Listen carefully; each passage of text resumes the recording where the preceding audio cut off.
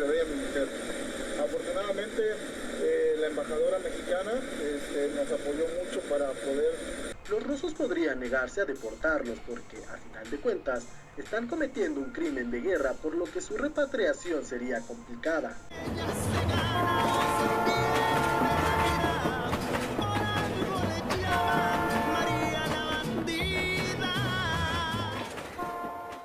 ¿Qué tal, amigos? Bienvenidos a su canal. Yo soy Pamela Ceballos y esto es La Bandida, y el día de hoy te quiero invitar a que te suscribas y por supuesto también que actives la campanita de notificaciones para que no te pierdas ninguno de mis videos. Y bueno, vamos a estar platicando y actualizándonos un poquito acerca del tema de mexicanos en Ucrania, y es que déjenme decirles que ya llegó el avión, último que mandó el presidente López Obrador para regresar a varias familias, 24 familias que seguían allá y que necesitaban de la ayuda de nuestro país. Fueron 62 mexicanos quienes lograron escapar de nueva cuenta, así que vamos a ver esta información y más. Fue una bienvenida bastante buena, el agradecimiento hacia el gobierno mexicano fue extraordinario, entrevistas con ucranianos y demás, y no solamente eso, sino también el lado oscuro de todo esto, porque si bien fueron 62 personas que fueron rescatadas en este último avión, quedaron 30 mexicanos en Ucrania, todos varones, obviamente en edad de entrar al ejército, y los están usando como voluntarios para este conflicto internacional. Así que lo peligroso de todo esto es que podrían ser acusados por una corte internacional de un delito completamente grave, muy grave, y todo esto, por supuesto, sin su consentimiento. Así que vamos a ver esto y más a continuación. Te invito a que te quedes aquí conmigo, y para empezar tenemos precisamente este testimonio. Dice: en un búnker, un grupo de WhatsApp y 4 semanas sin dormir, así fue posible el escape de decenas de mexicanos de Ucrania. La embajadora Olga García Guillén narra la historia detrás de la huida de la comunidad mexicana y cómo ha impactado en su vida el tema de la invasión. Aquí están algunas de las fotografías de las familias mexicanas que se fueron en el primer vuelo, bueno, que más bien regresaron en el primer vuelo, pero mencionan aquí, dice Olga García Guillén: no ha dormido de corrido en 4 semanas, no tiene tiempo para que los sentimientos la desborden, ni puede hacer caso a los instintos y las reacciones involuntarias de su cuerpo. Cuando escucha una sirena o cuando pasa un avión a lo lejos, físicamente la embajadora de México en Ucrania está sentada en el Hotel Ramada de Bucarest, la capital de Rumania, pero su cabeza está en una oficina en Kiev que tuvo que abandonar a pocas horas de que fuera este conflicto, en cómo lograr que una pequeña que no tiene pasaporte pueda llegar a casa, en casi una decena de mexicanos que siguen atrapados en aquel país, en 1000 cosas, todas urgentes. La verdad, no he dejado Ucrania. Esto es lo que confiesa, y también dice que está bastante preocupada precisamente por todos estos mexicanos que se quedan allá. Si bien, como sabemos, nuestro país está abierto a recibir a todos, la prioridad de esta embajadora o de esta embajada de México en Ucrania pues era sacar a todos los mexicanos sanos y salvos de todo este suceso. Afortunadamente, un grupo de 62 personas que huyeron llegó a México en el segundo vuelo de la Fuerza Aérea Mexicana, traído desde Rumania. Trae a 24 integrantes de la comunidad mexicana y a todos sus familiares, también ucranianos, una familia peruano-ucraniana completa. Esto es lo que vienen en la lista de pasajeros. Aquí están algunas imágenes. Aquí está en el segundo vuelo humanitario ordenado por el gobierno del presidente López Obrador, aterrizado a primera hora de este miércoles en la capital. Estoy feliz por estar seguro e ir a casa, pero también me voy con el corazón roto por todo lo que está pasando en Ucrania, afirma Joshua Mata, uno de los 24 mexicanos que han abordado el vuelo, al que también se han sumado 33 ucranianos y una familia peruano-ucrania. Entonces, dice aquí también, hasta hace unos 20 días, Mata estudiaba comunicación en Dnipro, una de las principales ciudades de este país. La invasión rusa lo obligó a dejar su casa y tomar el primer tren que pudo hacia el oeste, donde están las zonas más seguras del país. Finalmente, hace ya más de una semana, llegó a Rumania, pero ahí se enfrentó a una nueva disyuntiva: regresar a su tierra natal o probar suerte en otro país europeo. Tras sondar opciones para seguir estudiando o trabajos en los que no le pidieran papeles, Mata eligió volver a México. No sabía qué hacer, lo pensé hasta el último momento. Entonces, aquí está, también nunca me imaginé tener que correr por mi vida cuando sonara una alarma. Esto es lo que comenta el chico de 20 años, es a su edad. Este tema sigue por las historias y los videos que suben sus amigos en las redes sociales, jóvenes universitarios que ya han tenido que tomar el equipo táctico y ser desplegados en el campo. Dice, me tocó ver cosas terribles, muchísimos lastimados y mis amigos que siguen allá me dicen que la situación es cada vez peor. Entonces, claro que este tema es complicado. Aquí está, aterriza en la Ciudad de México este vuelo con los ciudadanos evacuados de Ucrania. Aquí más imágenes de este aterrizaje, que por supuesto da mucha alegría y es muy gratificante el ver que por supuesto ningún otro país, como pueden ver desde el primer vuelo hubo peruanos en nuestros aviones, cuando a final de cuentas ningún otro país se preocupó por mandar a rescatar a su gente, ni nada, solamente México fue el único país que mandó estos vuelos humanitarios. Los demás, ¿sabes qué? Háganse bolas, tienen dinero, pues vénganse, no tienen dinero, pues allá quédense, y les valió. La verdad es que no, el trabajo, como pudimos ver, de la embajadora también buenísimo, y aquí están imágenes del aterrizaje.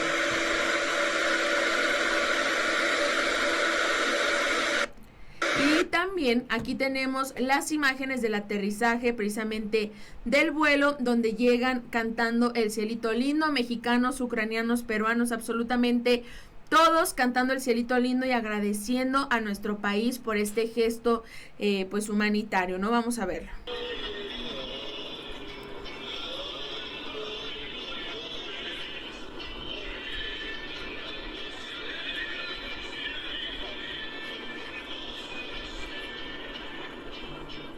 Así fue como nuestro país recibió a las 62 personas evacuadas de la zona de conflicto en Ucrania.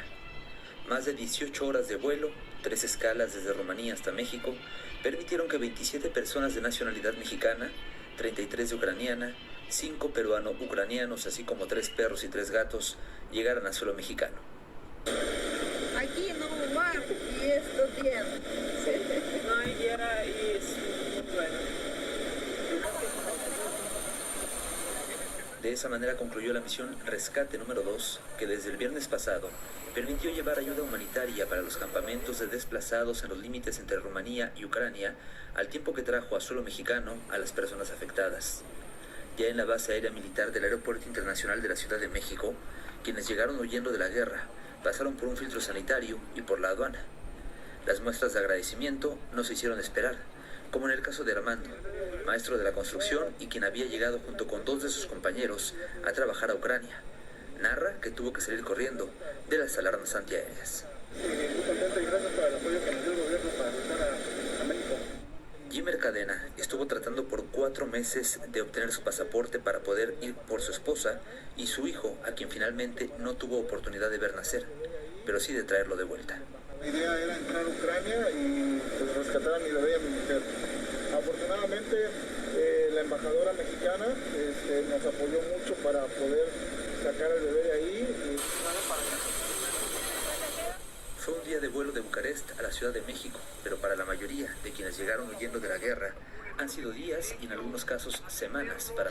Y bueno, como pudieron ver en otro video aquí en el canal, les había puesto el caso de este señor, de su familia. Su pequeñita está recién nacida, no tenía pasaporte, y es precisamente el caso que toca la embajadora, y que precisamente la tenía muy muy preocupada. Pero ¿qué es lo triste o qué es el otro lado de la historia? No, 30 mexicanos se quedan en Ucrania por el reclutamiento militar, obviamente sin autorización de la embajada. Como saben, la embajadora de México se tuvo que ir, y ella misma comenta, dice que los esposos de varias mexicanas fueron reclutados por el gobierno para que vayan al frente con los rusos. Entonces, claro que esto es una tragedia, porque imagínense ver partir a tu familia y que se quede tu esposo ahí. O sea, yo no me podría imaginar esta situación, que se quede tu papá, que se quede tu hermano, y saben que todos vuelven a casa, todos son mexicanos, ellos no tienen permiso de salir. Esto es algo completamente terrible. Como dicen aquí, también ella menciona que aparte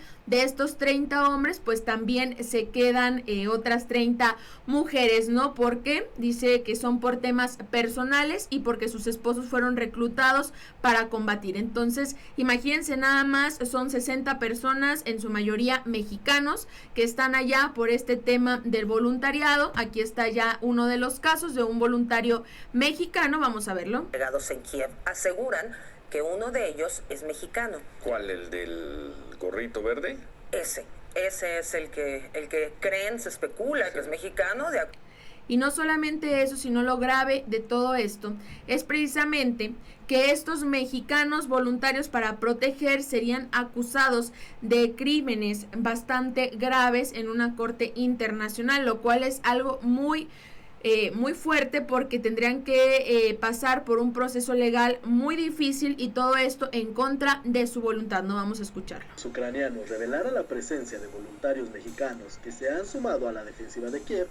Un experto descartó este lunes 7 de marzo que el gobierno mexicano pueda tener responsabilidad alguna por este hecho. En entrevista con el Universal, el profesor Genaro Bernstein Aguilar, catedrático de la UNAM, dijo que el gobierno mexicano no tiene responsabilidad por la participación del supuesto grupo de mexicanos que se haya enlistado en la Legión Internacional para proteger a Kiev de los ataques rusos.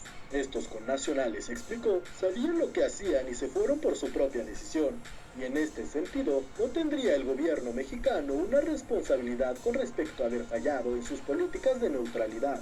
Advirtió que será muy complicado saber cuál vaya a ser el paradero de estos mexicanos, pero si están en el teatro de operaciones, su estatus podría ser hasta delictivo.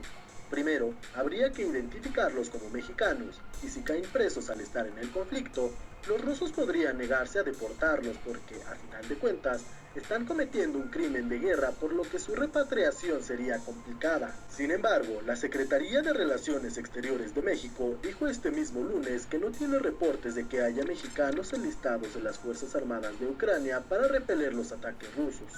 Bueno, como escucharon, esto fue el 7 de marzo, obviamente ya a estas alturas se sabe son 30 mexicanos, y por otro lado, eso también podría haber ocasionado conflictos diplomáticos, tanto, más bien con Rusia. ¿Y esto por qué?